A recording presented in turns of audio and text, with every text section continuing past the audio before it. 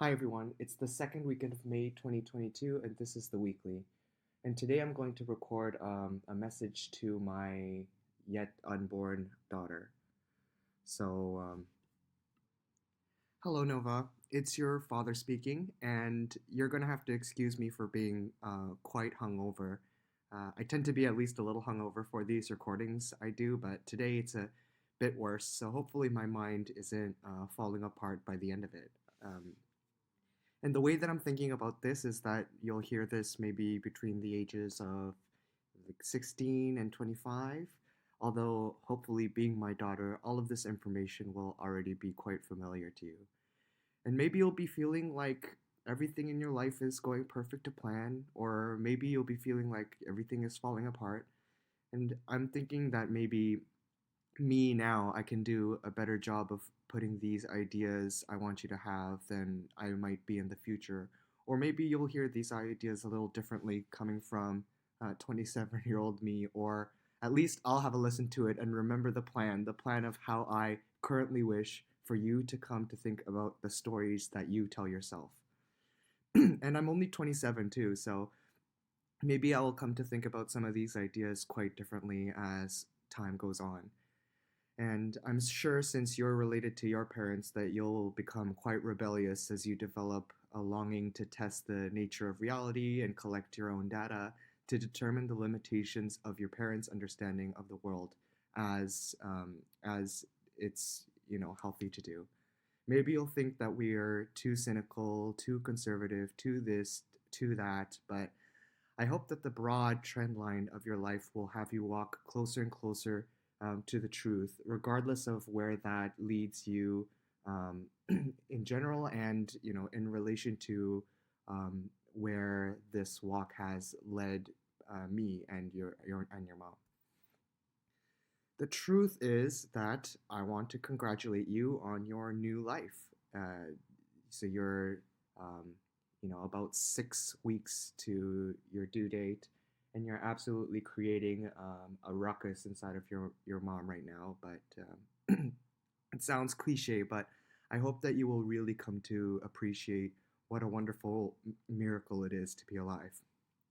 I've certainly had hard times where I wish that I wasn't alive, but that is partially because in my own rebellion and attempts to find my own truth, I lost sight of the fact that there is a real truth to be found if I would only have the courage and humility to understand where my understanding went wrong.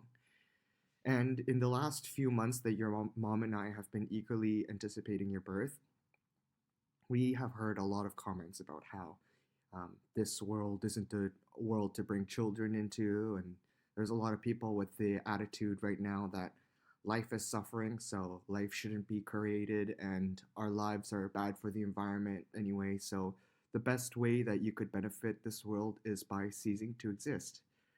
But that's nonsense. Being born is good. By definition, it is good, and if your conception of good does not include being born, then you don't have a real conception of good at all.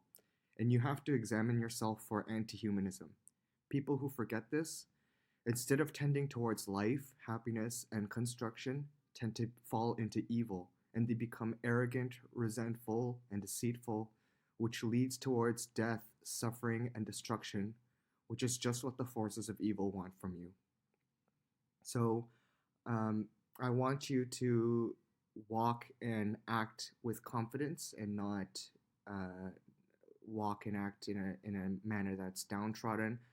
I don't want you to listen to society that you are born with an insurmountable guilt towards your environment that you could never remedy other than through um, destroying yourself. These are um, really dangerous and common thought patterns to fall into. It's difficult to describe how much love I feel for you, even though I have never seen you. That you're not even born yet, and I wanted I want you to remember throughout your whole life that even before you're born, you are so anticipated, so loved. You are loved by your parents, you're loved by, even some of our friends, you're loved by your grandparents and other relatives, and you are loved by God. And none of this love did you have to earn.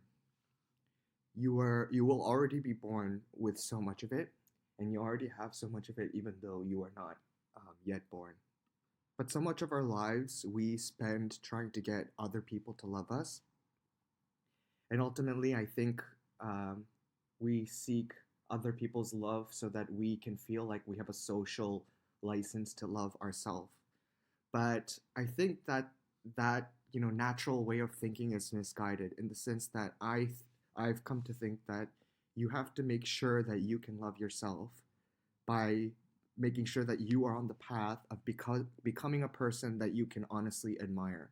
Then you don't have to worry about whether others love you, because whether they love you or not is about them and not about you. You have to become someone that you can honestly admire in order to know that whether or not others love you is actually about you or not. For God and your family, you will always be lovable, even if you are disappointing. But in order to love yourself, you need to become not disappointing, which involves becoming better, but it also involves becoming more forgiving towards yourself, because it's also arrogant to think that you could be superhuman. I don't love you for what you look like. I don't know what you look like. I don't love you for your personality or uh, what you've done, because you don't.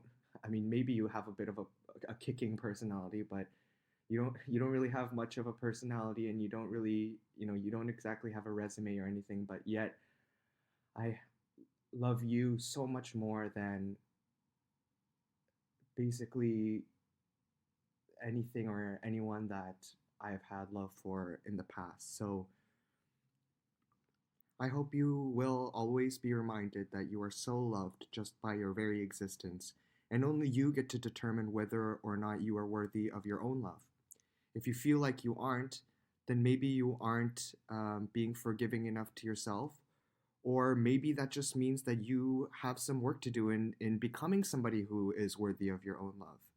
And that's really important, because if you'll find that you can't love others if you can't love yourself, and that's not a good path to be on. It requires some diligent course correction, because it will lead you to hell on earth. Maybe you'll delude yourself into thinking that that's just what you deserve, but all of that hell inside of you will overflow to those around you, and who are you to say that they deserve that? The book of Genesis says that God saw everything that he had made, and behold, it was very good. So life is good because that's how we are instructed to anchor our definition of good. And the same goes for love, because the Gospel of John says that his commandment is that we love one another as he has loved us. Speaking of overflowing hell, the nature of this reality is that entropy increases and things naturally tend towards chaos. Chaos is important for renewal, but it must be kept in its place or it will devour everything. It is important to stay vigilant and to live with purpose so that you can know that your existence is doing more good than harm, or that you are on the right path to, being that way. So understand who you are, understand who your people are, take responsibility for your people, fulfill those responsibilities, so that the truth will know that you fulfilled those responsibilities, and you can have faith that anyone who is worth a damn will see you for being that kind of person. The kind of person who can admire herself because she is admirable to anyone who can see her through the eyes of the truth. And the admirability comes from being responsible. If you give an honest effort to living responsibility and walking with purpose, then others won't be able to help but admire you. That's because others can see, consciously or subconsciously, that you are walking in the light of God, who gives you purpose. The second epistle of Timothy says that God is a God who hath saved us and called us with an holy calling, not according to our works, but according to his own purpose and grace, which was given us in Christ Jesus before the world began. Now, I want to talk about 3 traits that will help you to live a good life with love and purpose. Whenever I have tried to teach you about these traits, hopefully it never seemed like self righteous and preachy moralizing. The truth is that I have thought about this a lot and have come to a strong conclusion that this is the way that we were designed to create the most sustainable happiness for ourselves, and that is more than anything else what I want for you as your father. And the first trait is humility. If you lack humility, you become arrogant. If you become arrogant, you stop ascertaining the truth because you turn yourself into God. Arrogance is a trait that will kill you because it will blind you to danger. It will make you look down upon and hate others, and it will make you less able to distinguish truth from falsehood and less able to distinguish that which is to be controlled and that which is not to be controlled. Humility is to understand that you don't always know what's best, and not everything is meant to be under your control because you can waste a lot of time and energy and waste a lot of potential trying to control that which isn't to be controlled. And some things are worse off when you micromanage them than when you let them work themselves out. And I have prayed for you to grow up as an upright, God fearing woman because the book of Proverbs says that the fear of the Lord is a fountain to life, as a fountain of life, to depart from the snares of death. And another thing that arrogance will do is it'll make you feel immune to the effects of habits and groupthink because it leads you to this belief that you can be as God. And this belief that you can be as God comes right from the beginning of human self consciousness. Adam and Eve in the Garden of Eden. That story shows that self consciousness naturally brings evil through arrogance, and we develop consciousness so that we could be more like God. But we tend to take this too far if we fail to have the proper humility. A lot of arrogance, I think, comes from our fear of death, and as a reaction to the humbling nature of the reality that we find ourselves in. Um, so, in the Garden of Eden, the serpent says to Eve, "For God doth know that in the day ye eat thereof, then your eyes shall be opened, and ye shall be as gods, knowing good and evil." So so you know the whole history of human self consciousness, we have sought to use it to basically open our eyes so that we can determine what is good and evil, so that we can this fundamental desire to take control of our own destiny. But what does that do? That brings sin into the world. That brings evil into the world, and this makes sense conceptually because um, you need to have there is a prerequisite level of self-consciousness in order for us to do that which is evil, because doing evil requires some fundamental level of of uh, empathy. You have to understand what would be able to hurt you in order for you to be able to do that which would hurt others. And we are always naturally drawn to this idea of taking more and more control of our own destiny, even to the point of deluding ourselves as to how far we can actually take that. And this idea of using our rationality to replace God um, is very alluring to us. Eve saw that it was pleasant to the eyes to eat of the fruit that um, would allow us to know good and evil, and so we became self-conscious and we became aware of the nature of our mortality, and this has ironically um, led us towards arrogance because we tell ourselves stories that are convenient more than we tell ourselves stories that are true. Um, talking about our natural state. So the fear of death can lead to.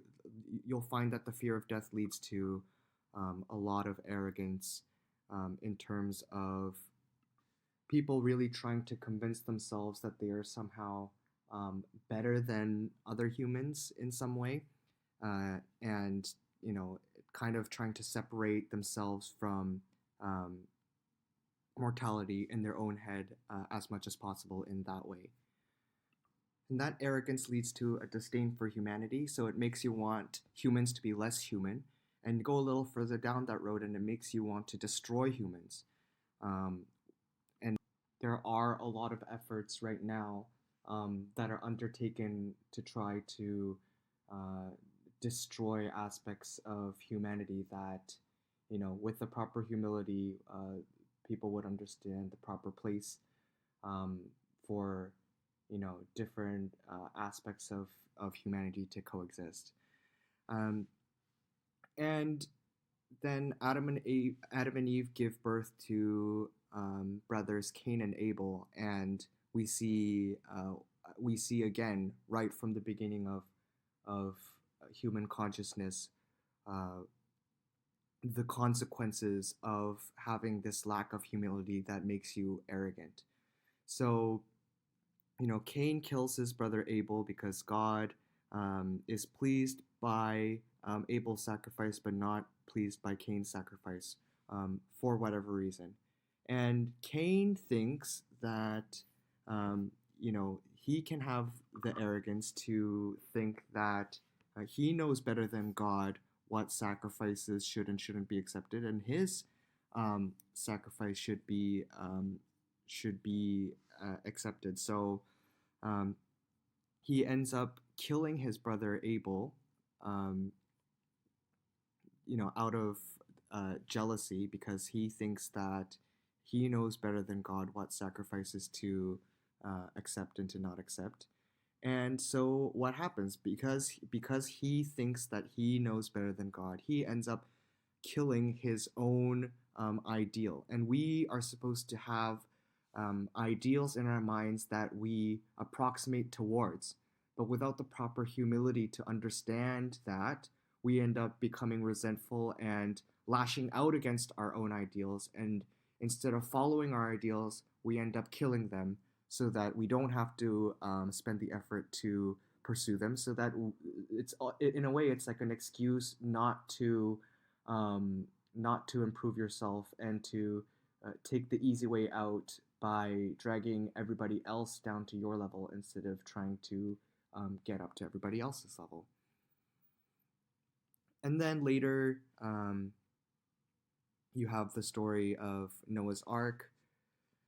And I think humility plays into this story in a lot of different ways. I mean, first of all, everybody else in the story outside of Noah's family had way too much arrogance to prepare for what was coming. So, um, why does God tell Noah that there's going to be a flood and not anybody else? Well, it's probably because because God knows that nobody else would listen because of their arrogance. So, you need to have um, a certain level of humility so that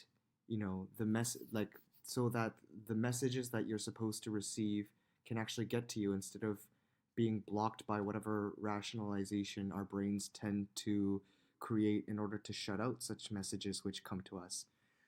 And it also says that one of the main descriptors for why one of the only descriptors for why Noah is good and not everyone else is because he kept his generations perfect, which basically means that he kept his family together. And you need a lot of humility to keep your family together. You need to understand um, where you have to let things be the way that they are, let things work out on their own, um, not to be, not to have the arrogance of thinking that you can micromanage your whole family, but at the same time, um, having the humility to understand that um, a, a family, a good, healthy family requires constant, selfless work. And this kind of selflessness just doesn't come from a place of arrogance. And if you want to talk about more arrogance, later on after the flood, the people forget God and they decide to become as God again, um, and build this Tower of Babel that would reach towards heaven and would allow the people to um, become as God. And you can see this arrogance parallel today, because today we also have abandoned our religion, traditions, values, and favor of building these systems that would basically replace God. So these systems of government, but what the lack of humility has, caused people to fail to realize that um, we have become unanchored from reality, and now um, we become more and more unable to distinguish truth from false, like almost like we're all speaking different languages to each other, because like I said, we have become unanchored from reality. And really, what arrogance leads to is it leads you on the path to be humbled, whether you like it or not, by the nature of reality, by God, by social forces, by internal forces, whatever have you. And so, when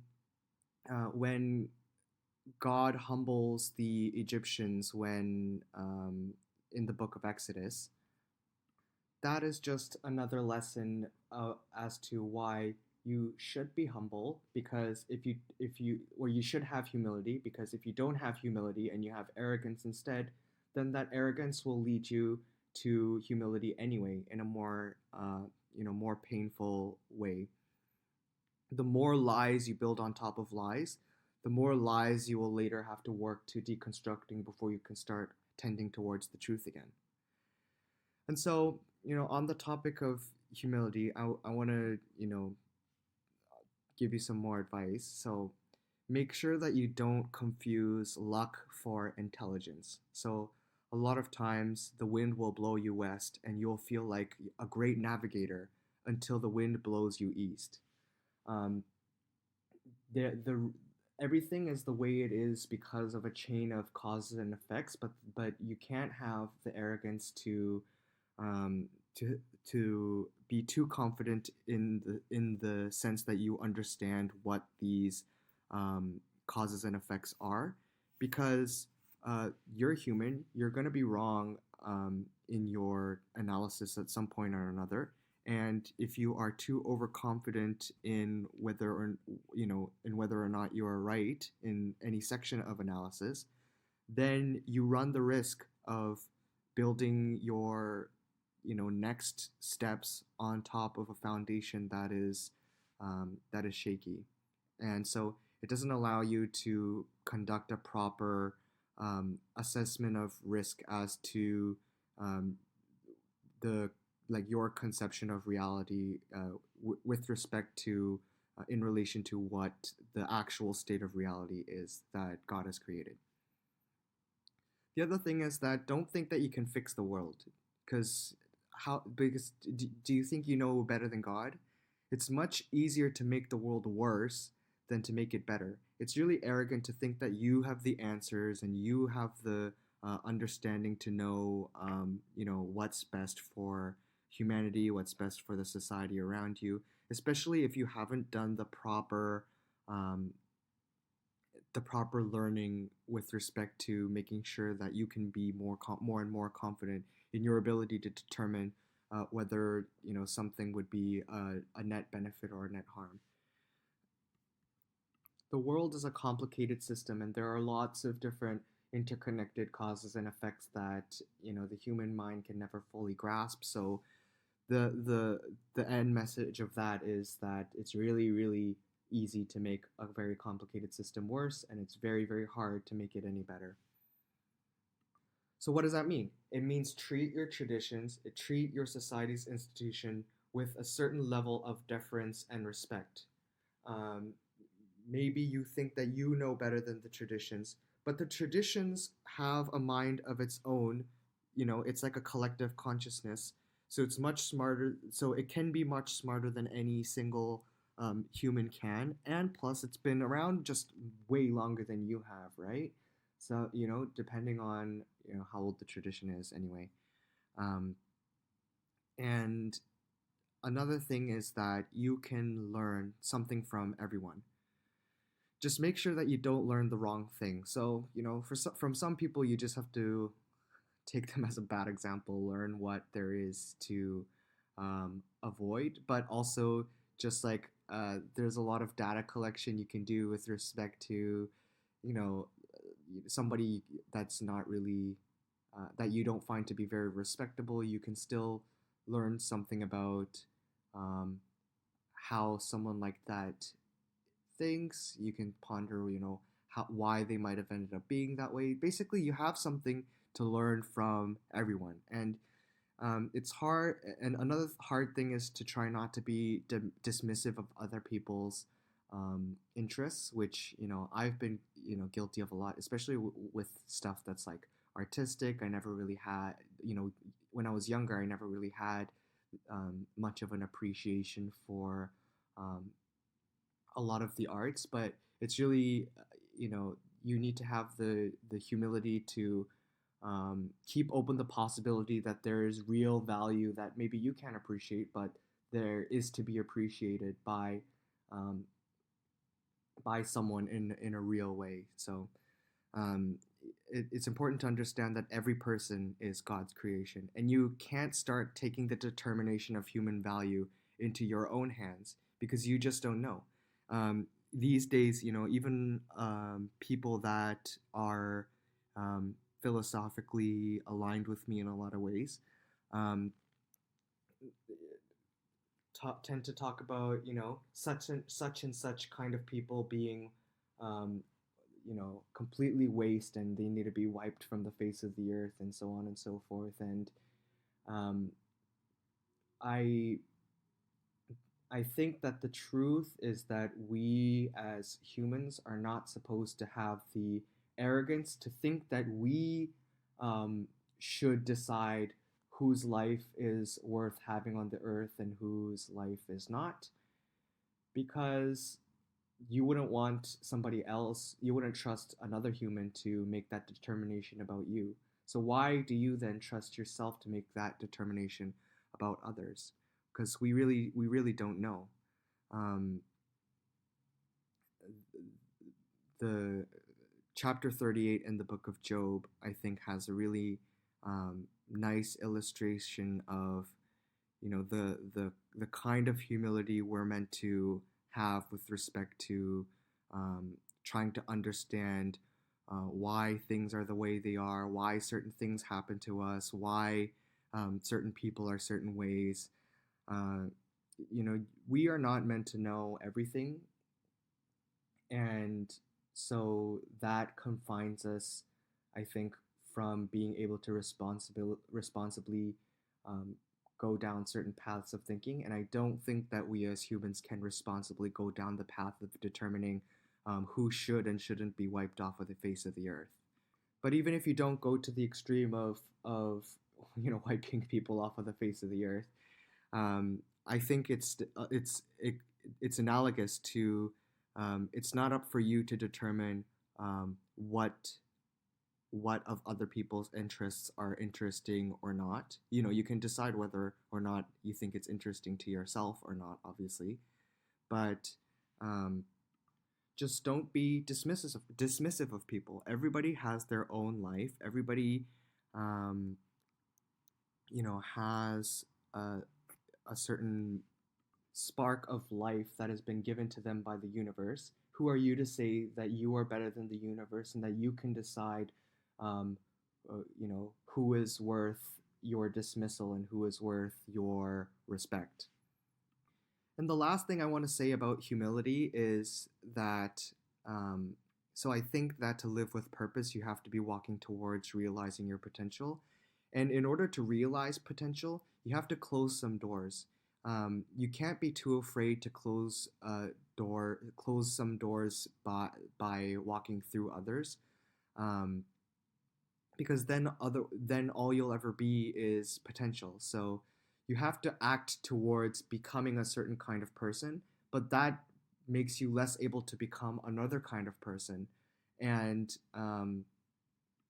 I see a lot of people around me have too much arrogance um, to basically decide that some doors should be closed for themselves. People want to keep all their doors open for their whole life, but that's just not how it works. If you be, the as you walk down the path to becoming a better and better whatever it is that you're seeking to be, then you're gonna be walking further and further uh, from other destinations, uh, other ways that um, you could be.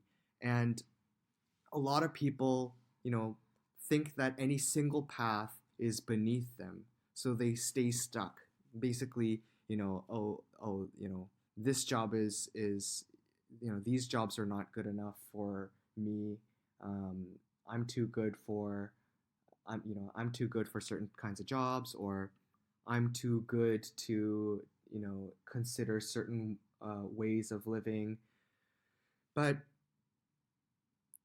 then I see them just sitting around for the realization of what they should do. I think at least they should do something while they wait, right? So do something while you wait.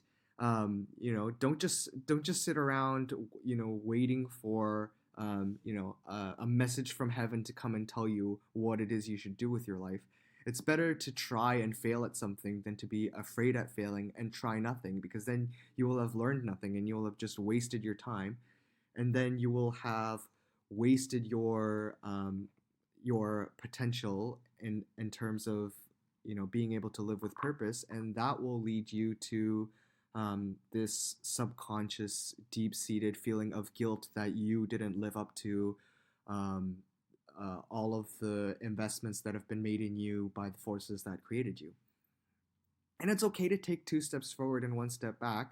I mean, sometimes my stocks lose, thousands of dollars in a day, but the overall trend is up, and it's about as up as I can manage under the circumstances. So hopefully you can bring yourself to a point where you can look at your life in the same way, um, where the more fill your mistake quota. The more you make mistakes and actually learn from them, then that's it's this is all cliche, but it's all part of the journey.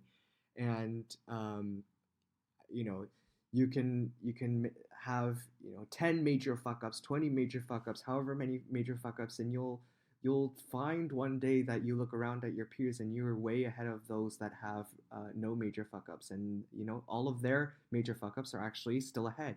And you'll probably give them advice on how to avoid those major fuck ups, and they probably won't even listen to you. But that is beside the point. Not that was ironically arrogant sounding for a section about humility.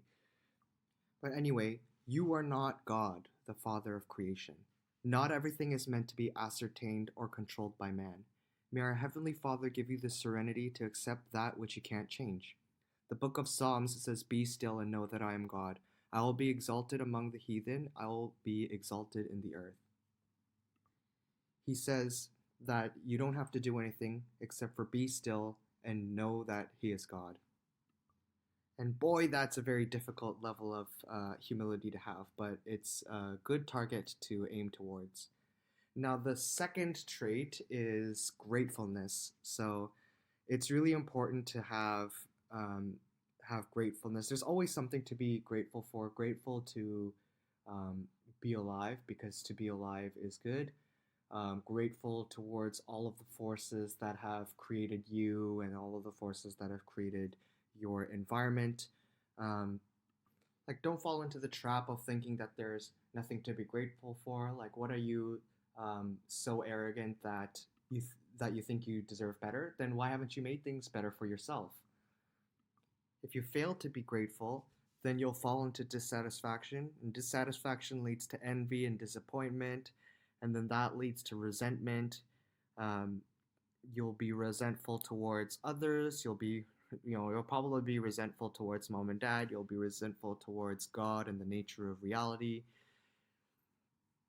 And if you are ungrateful, then you become narcissistic. And ironically, you become obsessed with others because you feel never enough, um, uh, because instead of being grateful for what you have, you end up comparing yourself to others, um, and envying what they have instead of um, being grateful for all of the help that you've been given to get to where you are today. So don't compare yourself to there's a saying, don't compare to who someone else is today. Compare yourself to who you were yesterday. I mean, I think you'll find that you'll meet a lot of people who are really obsessed with themselves and are really, they really think that they are the absolute best, and they try to basically project that um, wherever they can. And those same people tend to be the ones that um, always compare themselves to others and feel dissatisfied with themselves. So it's almost like the dissatisfaction with themselves is what's propelling this impulse to continuously project otherwise, to whoever else will listen to their nonsense. And so the antidote is gratefulness. And I think that gratefulness can be cultivated. I know I spent a lot of my life thinking that, um, you know, we don't really have free will, and we don't really have control over our emotions, or our thoughts or our beliefs. But actually, um, these are all habits that we can that we are we can be slaves to these habits, but also we can set the direction of these habits as well. You can build your own habits. You can change your own habits. You can change your habits of thought to include a grateful mode of thinking. For example, going back to the Cain and Abel story, back then people offered physical sacrifices to God in gratefulness, and now we make more figurative sacrifices to God for our gratefulness.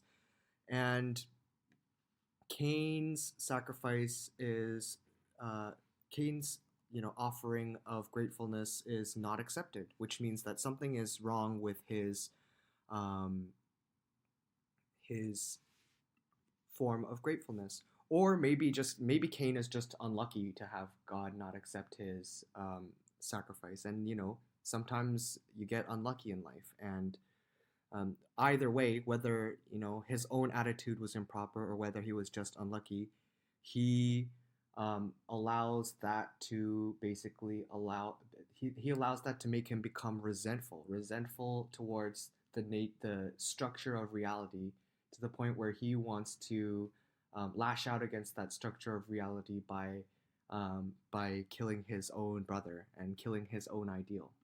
So he kills his own ideal, and now he doesn't have an ideal to aim towards. Um, so now what?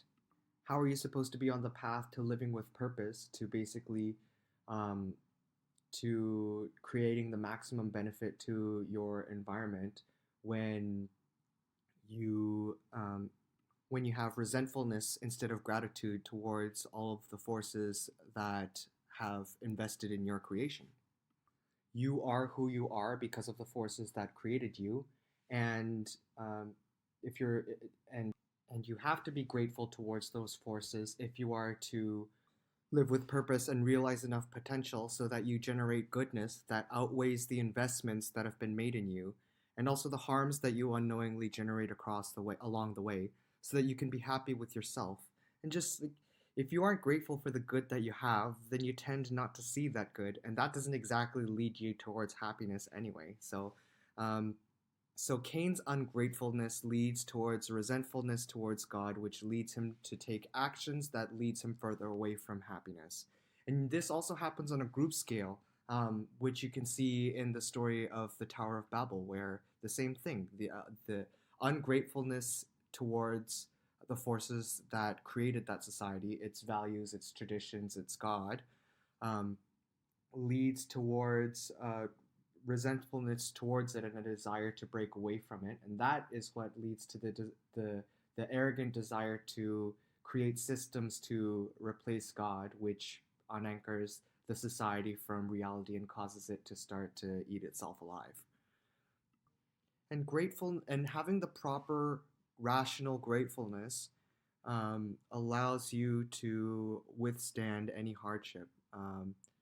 A- Abraham had enough gratefulness towards God that he was willing to sacrifice his own son. Um, and, even if he had lost his son, then he would have still been grateful because overall he would have been given more good than bad. And that's, something that's always true for all of us for as long as we're alive, if only we will realize it.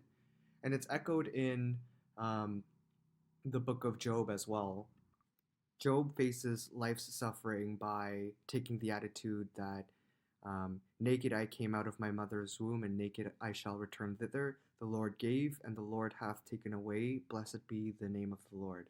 So, so your attitude towards suffering should be that everything you have has been given to you. So, regardless of what has been taken away, you should still be grateful for that which has been given to you, and there's always something to be grateful for. And we can be grateful that God can do great things through us even if we aren't perfect, like the example of Jacob, who is, far from perfect, but um, God can use that imperfection as part of his plans, which is a truth about the nature of reality that we should be grateful for. And the ultimate gratefulness comes from Christ's death and resurrection, so that our faulty nature could be reconciled with the truth through his giving of everything, which allows us to give everything, because everything we have is simply what we've been given. Another thing is, I, I wish that you would treat yourself like somebody you love, because you should be grateful for the investments that have been made in you by the forces that created you. God, mom and dad, your community. And it's easy to be a hypocrite and not take the advice that you would give to others. Even this stuff that I'm talking about now, I was, rationally aware of it much earlier than I actually made a full effort to apply it to my own life. And in many ways, it took your existence to make me want to become better so that I could be a good example, when I should have been becoming better all along, just for my own well being and for the well being of those around me, like your mom. And what I mean by that is that sometimes we can just give the perfect advice to somebody else in our situation, but for whatever reason, we can't give that same love and advice to ourselves. So um, that's why I say that I wish that you would um, learn to treat yourself like someone you love, because often we treat those we love better than we treat ourselves. And the be all end all of being grateful is to be happy with what you have while working towards what you want. I mean, because what the heck else are you gonna do? Um, the book of Job also says, "What shall we receive good at the hand of God, and shall we not receive evil?" So remember to always stay grateful for what you have, not for the sake of um, the subject, not for the sake of the well-being of the subject of your gratefulness, but for the sake of the well-being of yourself. May the love of Christ teach you to be grateful so that you can stay away from the resentfulness that would prevent you from fulfilling your purpose. Now, the third trait is honesty, and the opposite of honesty is dishonesty, and dishonesty is lies. And what happens with lies is that we build more lies on top of lies, and then when reality comes knocking at your door, you have more lies to deconstruct, and the lies become integrated into your persona to the point where deconstructing lies becomes like a death. You've built so much of your mental framework and your sense of identity and your sense of what kind of world you live in around on top of these false assumptions, to the point where you have to cut it out, and that will feel like a death, basically, because because the stories that we tell ourselves are a part of ourselves, but a lot of the stories that we tell ourselves are simply not true.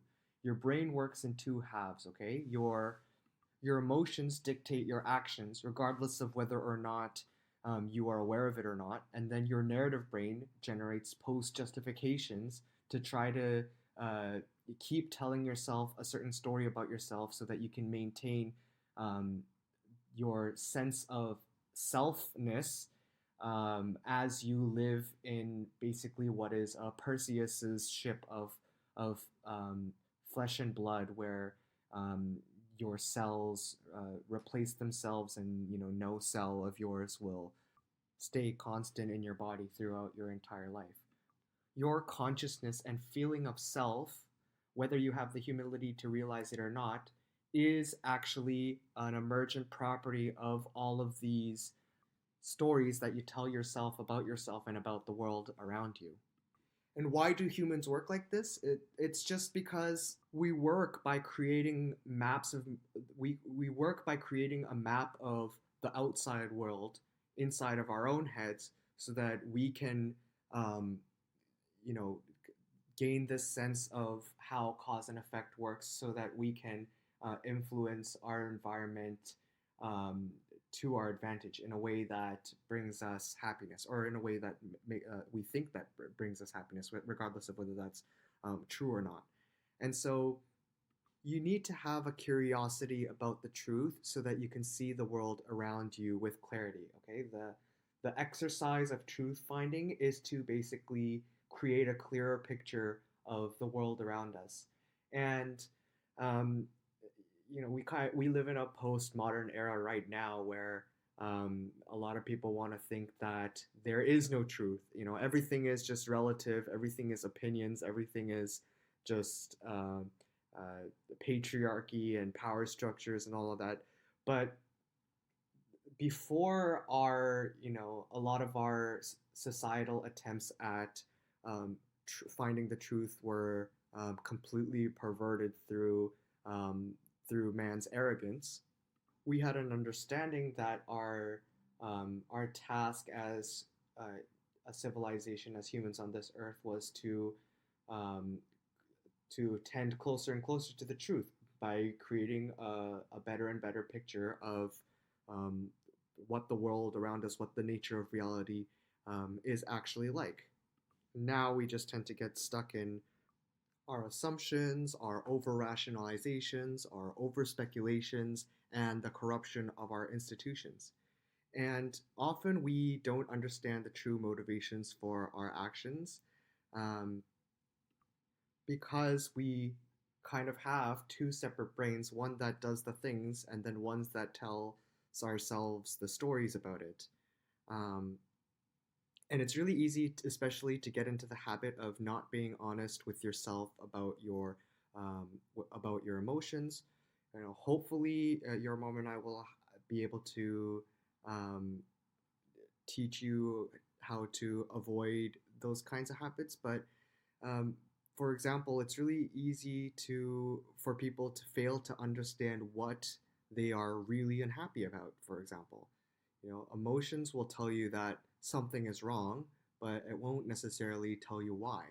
But if you ignore those emotions, you get stuck unhappy life, unhappy relationship, unhappy setting, unhappy everything. And you can cover that up, but all you do is you start building your life on lies, layers of lies that stack on top of each other, which can only be solved later when reality finally strikes, through the deconstruction of those lies, which will be like a psychological death and resurrection. You will have to kill all of these different. You will have to kill all of these different developments in your persona that were based on these lies. Um, and I know what that feels like. I've many times in my life had to realize that I had built um, a castle on a found. I had built my persona as a castle on a foundation of lies, and that basically I had gotten to points where basically almost everything that I told myself was a lie in different ways, and um, that is a very painful and traumatizing experience that On the one hand, maybe it could be um, maybe like the severity of maybe if there was more self honesty with respect to uh, you know thoughts, but also emotions. If there was some more self honesty there, maybe I could have prevented it um, from getting to that point where that kind of death was required of me in order for me to come back towards um, the path that would lead me towards the truth. Or um, another way to look at it is that um, I could have just continued to build more lies on top of those lies, hoping that I would create enough layers of lies to truly shield myself from the true nature of reality. But I had the courage and the honesty to want to find the real reality and find where my sense of reality had gone wrong, even if what that required of me was this sort of psychological death and resurrection. And we are dishonest with ourselves because of self-consciousness. So Adam was dishonest with himself when God asked him why he ate of the fruit of the tree of the knowledge of good and evil. He says, "The woman whomst thou gavest to be with me, she gave me of the tree, and I did eat." So blaming his wife, he basically is arrogantly thinking that he wouldn't have done it on his own. Um, and he's being ungrateful for his wife that has been given to him, and he's also um, being dishonest with himself in the sense that he's trying to find some reason outside of himself that he did this thing that he is now um, ashamed of. And you'll find throughout your life, you'll notice that you'll do something or another, and your brain will start generating reasons as to why you did it. Um, and this is kind of obvious because you naturally ask yourself why you did something that you did, and then you come up with a reason, right? It might feel like you are finding the true reason, but actually you're just trying to generate a reason that fits the observation. Maybe if Cain was more honest with himself as to why his sacrifices weren't being accepted, then maybe he wouldn't have ended up killing his brother Abel and bringing upon himself all of the guilt that he ended up doing. Maybe well, like if Noah was able to keep his generations together in a healthy, coherent family unit, that requires honesty. Um, Honesty about the nature of reality, the honesty about different people's emotional states and how they interact with each other, um, and this honesty can keep a family together, but it can also keep a society together, and correspondingly, a lack of honesty can tear a society apart.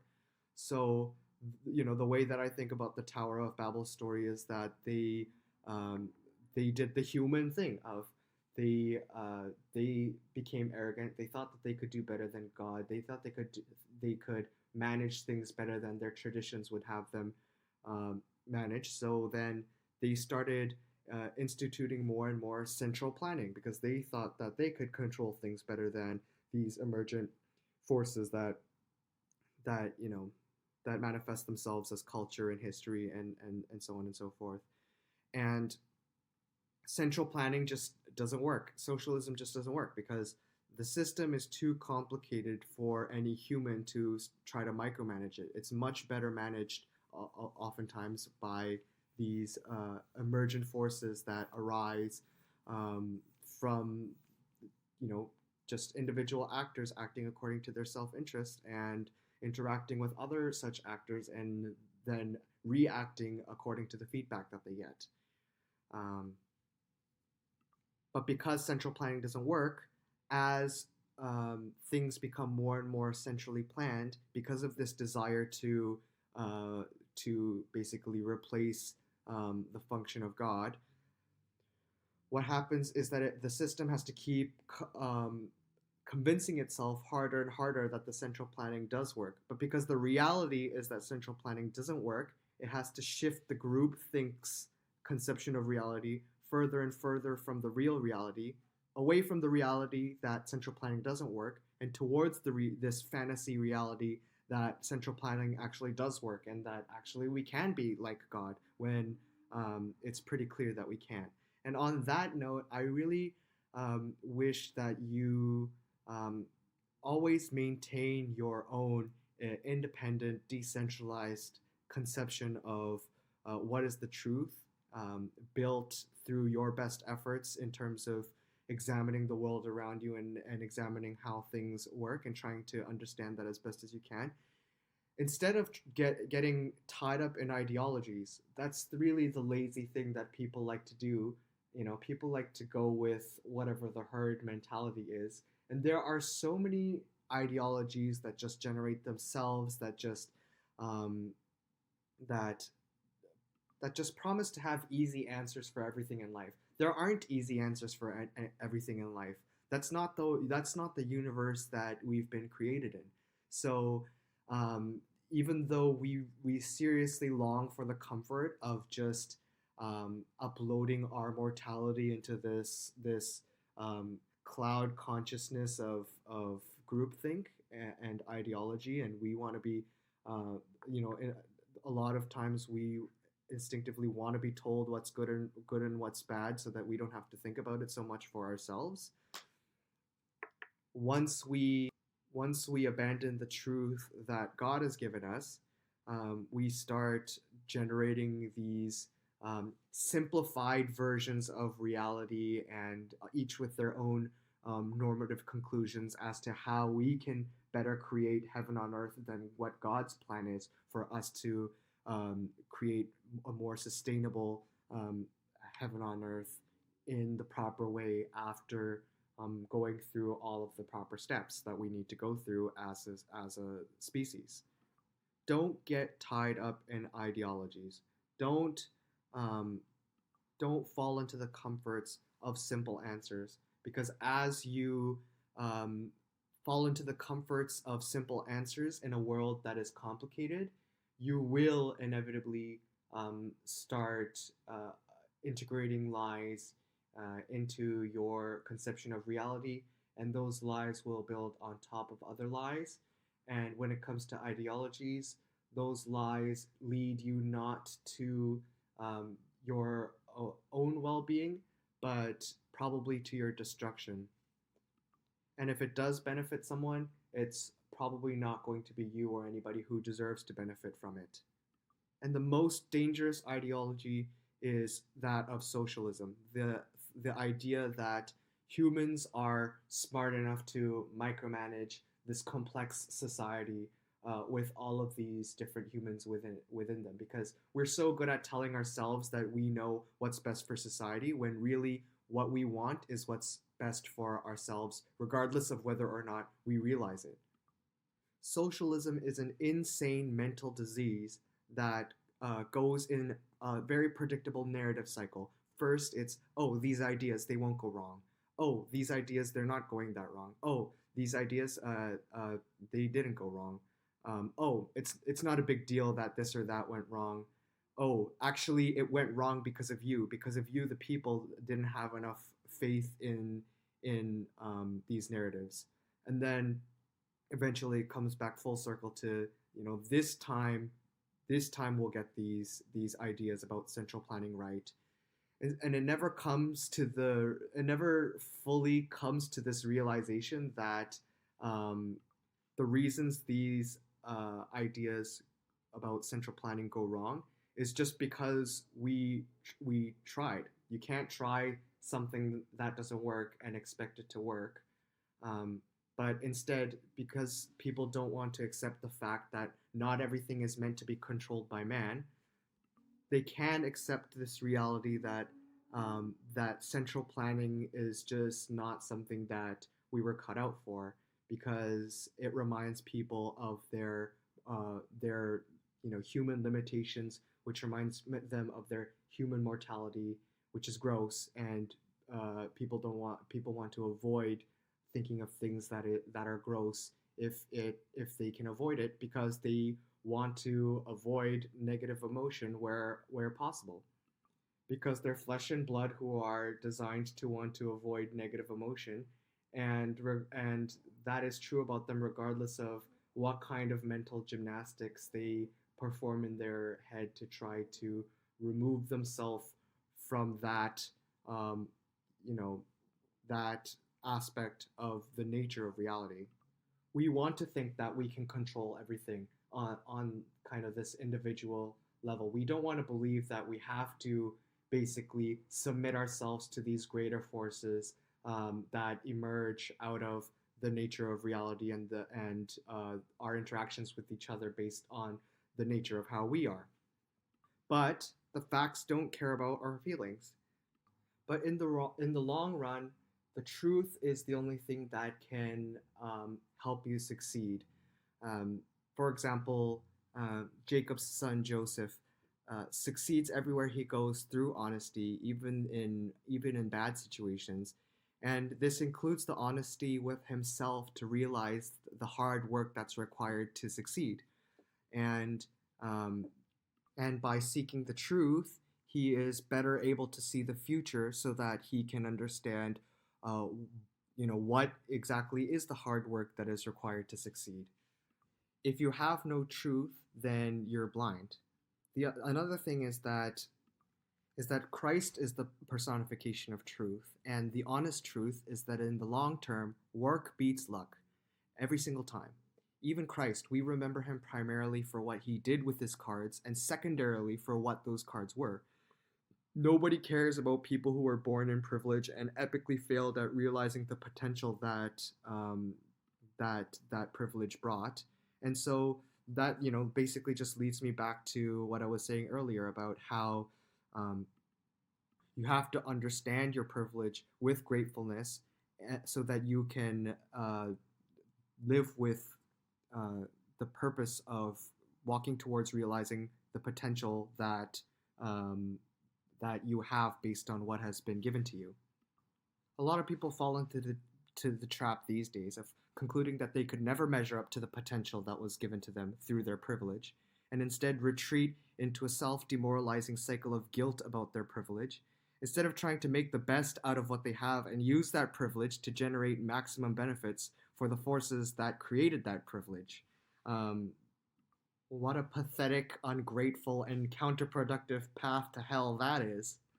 Like, oh, I'm white and I have white privilege, so my existence contributes to racism, and plus I'm bad for the environment, so I shouldn't have kids, and maybe I shouldn't even live. That's what evil sounds like today, so don't fall into that.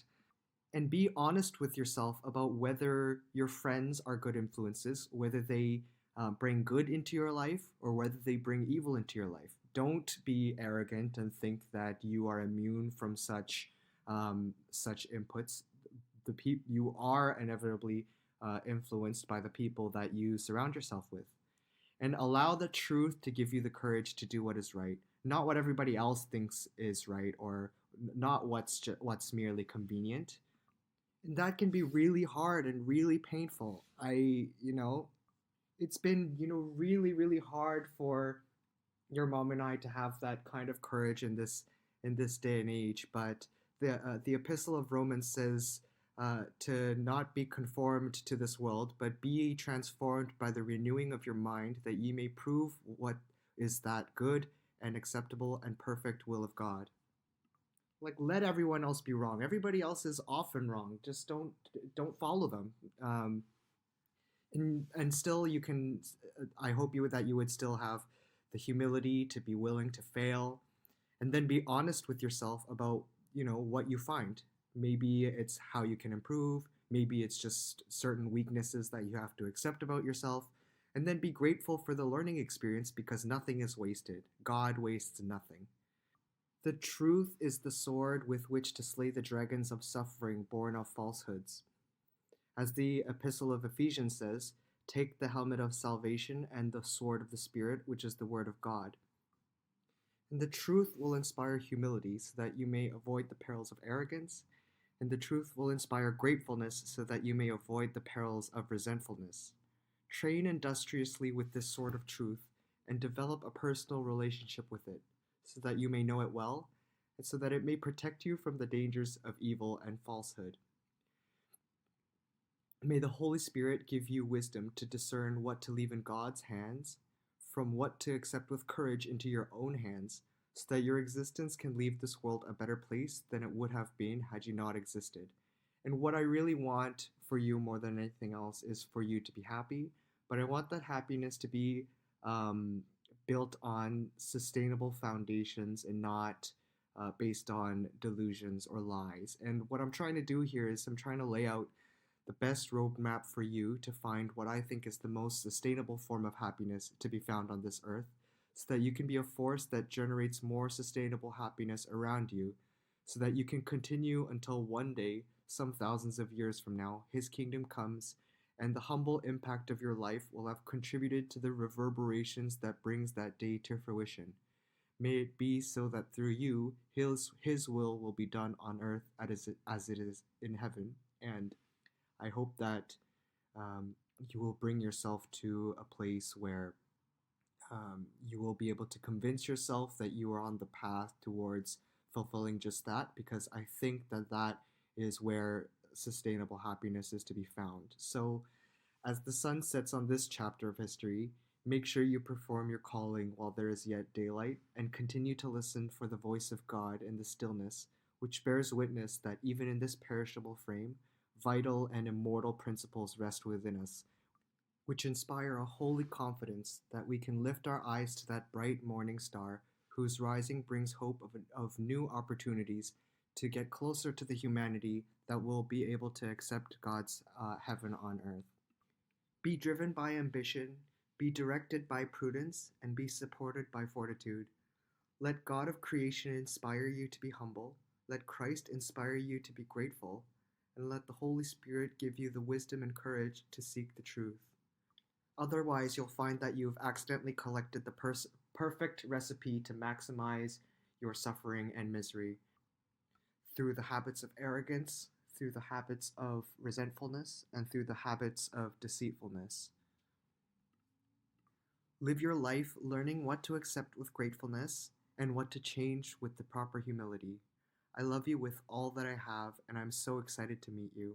I'll do everything I can to help you find the truth and thereby your happiness. So, thanks for existing, and I'll see you soon. P.S. Here's another example of when some things are better left alone. So, I went back and re recorded a bunch of parts where I was getting very emotional the first time. And it's like sometimes when you redo something, it doesn't turn out as well the second time. Anyways, yeah.